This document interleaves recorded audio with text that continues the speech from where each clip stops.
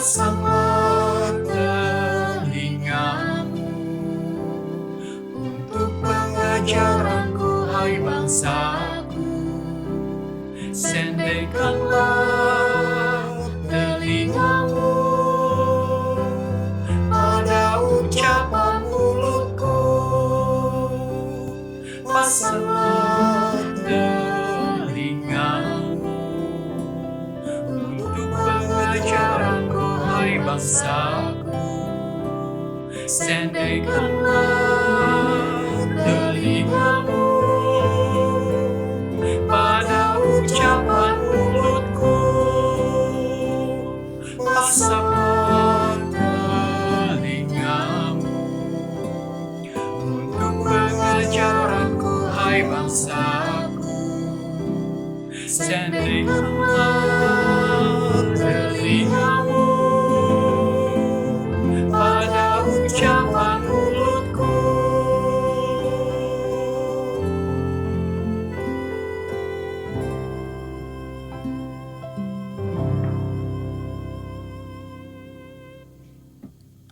Buku Eka Dharma Putra yang berjudul Dengarlah yang Dikatakan Roh adalah sebuah autokritik bagi hidup bergereja melalui 7 surat kepada jemaat dalam kitab Wahyu. Buku ini diterbitkan tahun 2002 oleh penerbit Gloria, Yogyakarta. Buku yang lahir dari perenungan dan sekaligus ulasan dari 7 surat yang ditujukan kepada 7 jemaat yang terdapat dalam kitab Wahyu, Wahyu pasal 2 ayat 1 sampai pasal 3 ayat 22, sebuah penggalian akan kebenaran firman yang diyakini tidak berubah. Esensi persoalan yang dihadapi umat manusia pada umumnya dan gereja pada khususnya yang juga tidak berubah. Maka dari itu, setiap surat diakhiri dengan kalimat, "Siapa bertelinga, hendaklah ia mendengarkan apa yang dikatakan Roh kepada jemaat-jemaat." Kerinduan seorang Eka Dharma Putra dalam pergumulan panjang bahwa ia rindu sebelum Tuhan menyatakan tugasnya selesai di bumi ini. Betapa rindu hatinya menyaksikan kita menjadi orang-orang Kristiani yang mendengarkan. Hari ini adalah hari ke-9 dalam penantian kita melalui kesetiaan kita dalam sabda dan doa. Maka dari itu hari ke-9 ini, mari kita refleksikan ke-7 surat bagi 7 jemaat di kitab Wahyu itu dengan keberadaan hidup bergereja saat ini, khususnya di GKI Pasir Kaliki. Seperti apa hidup bergereja kita? Gereja yang dipuji Tuhan atau gereja yang dicela dan ditegur, bahkan dikecam oleh Tuhan? Mari kita renungkan bersama.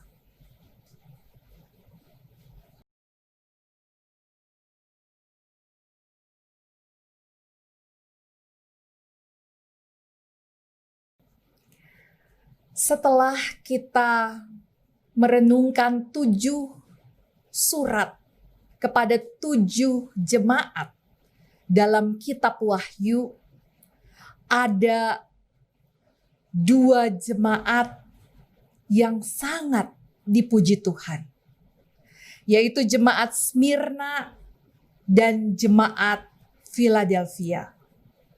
Tetapi ada 3 jemaat yang sangat dicela, bahkan dikritik dan dikecam begitu rupa, yaitu jemaat Pergamus, jemaat Sardis, dan jemaat Laodikia. Dan ada juga 2 jemaat yang dipuji sekaligus juga dicela, yaitu jemaat Efesus dan jemaat Tiatira. Nah, bagaimana kita melihat ketujuh jemaat itu dalam hidup bergereja kita saat ini? Khususnya di GKI Pasir Kaliki. Dalam percakapan kami sebagai tim penyaji, kami mencoba melihat jemaat Efesus yang dicela tetapi juga dipuji. Lalu ketika kami merefleksikan itu dalam kehidupan bergereja di GKI Pasir Kaliki, kami mencoba memberi penilaian bukan soal benar atau salah, tetapi 95% tim penyaji melihat GKI Pasir Kaliki itu mirip dengan jemaat di Efesus. 95% dipujinya, 95%-nya juga dicela. Tapi ketika kami melihat jemaat Smyrna yang sangat dipuji, tim penyaji mencoba merefleksikan itu dalam kehidupan berjemaat di GKI Pasir Kaliki. Lalu kami memberanikan diri bahwa GKI Pasir Kaliki memiliki kesamaan dengan jemaat Smyrna 80%. Lumayan cukup tinggi. Karena gak jelek-jelek amat, tetapi juga gak bagus-bagus amat. Dan saat kami sampai pada penggalian di jemaat Pergamus yang dicela sangat hebat, lalu mencoba merefleksikannya dengan jemaat di GKI Pasir Kaliki, kami melihat bahwa 40% dari jemaat Pergamus itu mirip dengan GKI Pasir Kaliki. 40% dicela itu. Dan ketika kami melihat di jemaat Tiatira yang dicela tetapi juga dipuji, 65% kemiripannya dengan GKI Pasir Kaliki. Lalu saat kami melihat jemaat Sardis yang benar-benar dikecam begitu rupa, kami memberanikan diri bahwa GKI Pasir Kaliki tidak dikecam-kecam amat. 20% mirip dengan jemaat Sardis. Tetapi waktu kami kembali menggumuli jemaat Philadelphia yang sangat dipuji, kami kembali melihat keberadaan GKI Pasir Kaliki yang tidak sepenuhnya tanpa cela seperti Philadelphia. Lalu kami memberanikan diri, kemiripannya 75%. Dan saat kami sampai pada penggalian jemaat Laodikia, kami akhirnya bersepakat kemiripannya 50%. Kemiripan dengan Laodikia yang sangat dicela itu. Bahkan ada 3 kecaman yang disebutkan terhadap jemaat Laodikia. Ada yang mirip-mirip keberadaannya dengan GKI Pasir Kaliki, tapi gak sepenuhnya. Nah Bapak Ibu Saudara sekalian, dari 7 jemaat ini penilaian yang coba kami refleksikan, ini bukan nilai yang menyangkut harus semua sama. Mungkin Bapak Ibu punya penilaian yang berbeda. Dari ke-7 jemaat ini mirip yang mana? Atau mirip semua atau tidak mirip semua? Atau berbeda?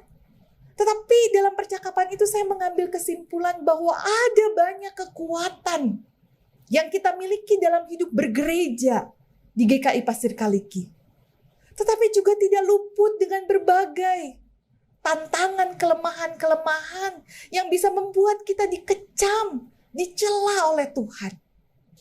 Karena itu kalau hari ke-9 ini kita mau merefleksikan 7 surat kepada 7 jemaat di kitab Wahyu dalam kehidupan bergereja kita di GKI Paskal. Beranikah kita melihat kekuatan-kekuatan itu sebagai bukti dari kuasa dan juga karunia yang Tuhan anugerahkan dalam hidup bergereja. Dan jika esok kita merayakan hari Pentakosta, hari turunnya Roh Kudus, hari lahirnya gereja, maka menjadi peringatan untuk kita kembali melihat tantangan, kelemahan-kelemahan yang ada.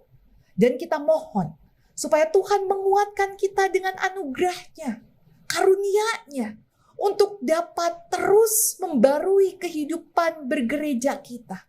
Kita tidak terjebak dengan berbagai status quo.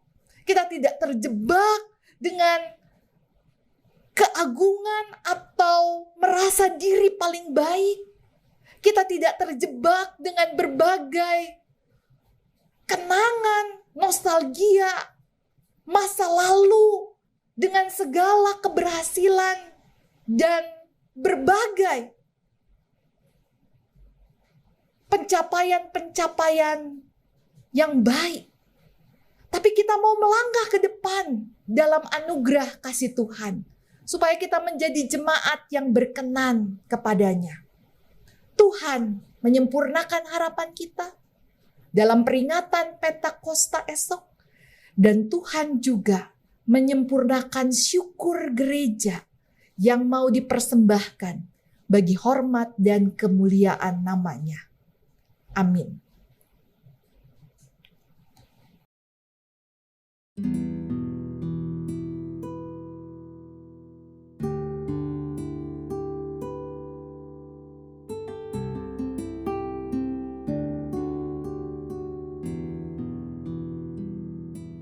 Tuhan, dengarlah doaku ini.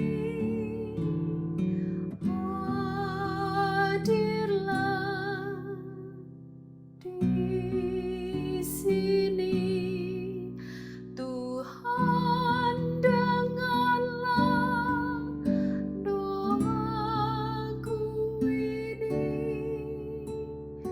Dengarlah doaku. Tuhan, dengarlah doaku ini. Hadirlah di sini. Tuhan, dengarlah doaku ini. Dengarlah doaku.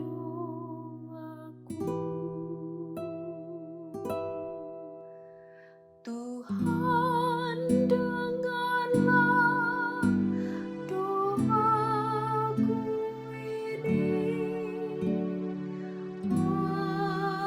Hadirlah di sini. Tuhan, dengarlah doaku ini. Dengarlah doaku.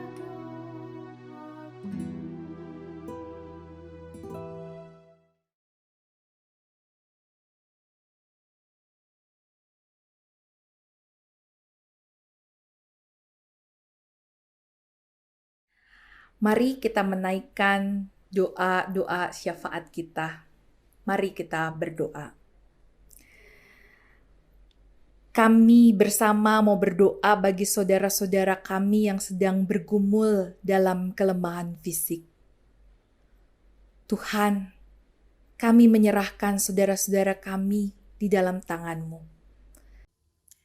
Secara khusus kami mau berdoa bagi Ibu Marta, Ibu Juliani, Bapak Beng Siswanto, Bapak Pranata Gunawan, Ibu Ilse Gunawan, Ibu Komala, Ibunda dari Ibu Lilia. Kami menyerahkan mereka dalam berbagai upaya yang diikhtiarkan oleh keluarga untuk pengobatan dan terapinya. Kami mau menyerahkannya ke dalam tangan kasih Tuhan, supaya proses pemulihan ini dijalani dalam kekuatan dan kuasa Tuhan. Karena itu, kami bersama menyerahkannya dalam tangan kasih-Mu. Inilah permohonan kami untuk setiap orang-orang yang tengah bergumul dalam kelemahan fisik, entah itu karena lanjut usia ataupun sakit penyakit. Kami mohon, dengarkanlah doa kami, ya Tuhan.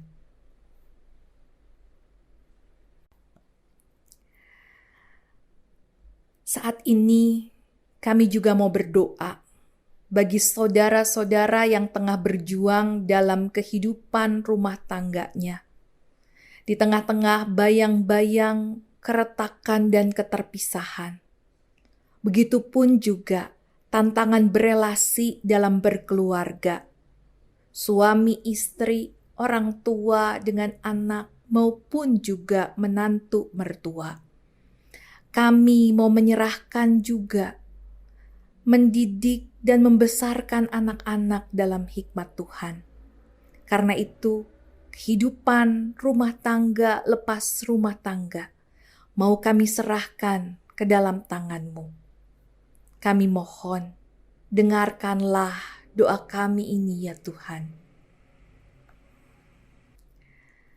Kami pun bersama mau berdoa bagi saudara-saudara kami dalam usaha dan pekerjaan, dalam pendidikan dan karir yang ditata, dalam harap dan damba akan masa depan yang baik bersama Engkau.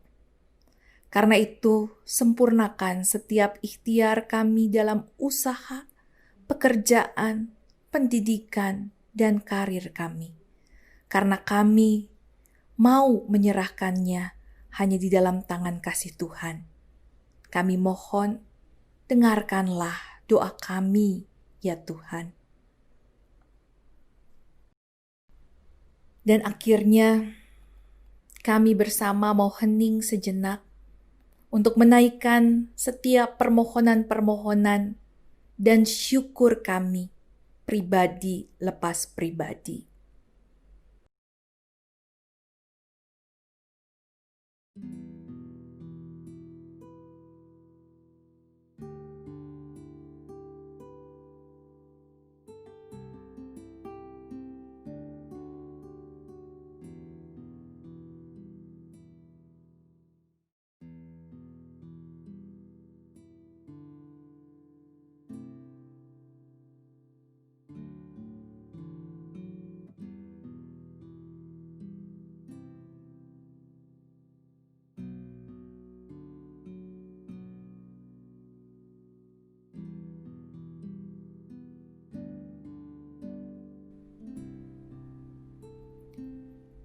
Inilah, ya Tuhan, seru doa kami.